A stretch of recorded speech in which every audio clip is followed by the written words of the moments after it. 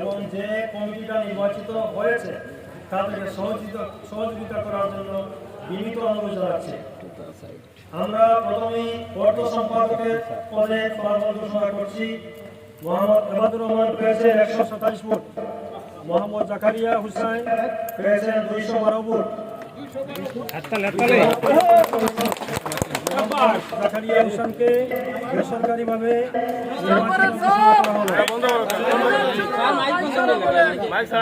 সম্পাদক পদে মোহাম্মদ আব্দুর রহমান পেয়েছেন 171 ভোট, মোহাম্মদ বাবলু হোসেন পেয়েছেন 167 ভোট।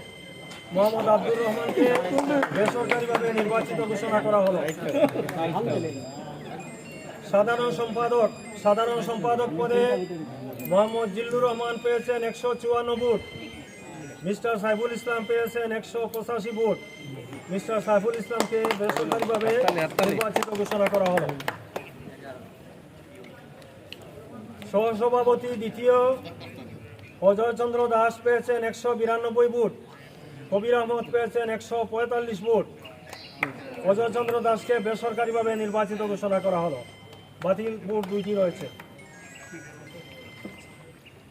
সভাপতি পদে আব্দুল জলিল পেয়েছেন 123 ভোট, বিধানচন্দ্র দে পেয়েছেন 215 ভোট।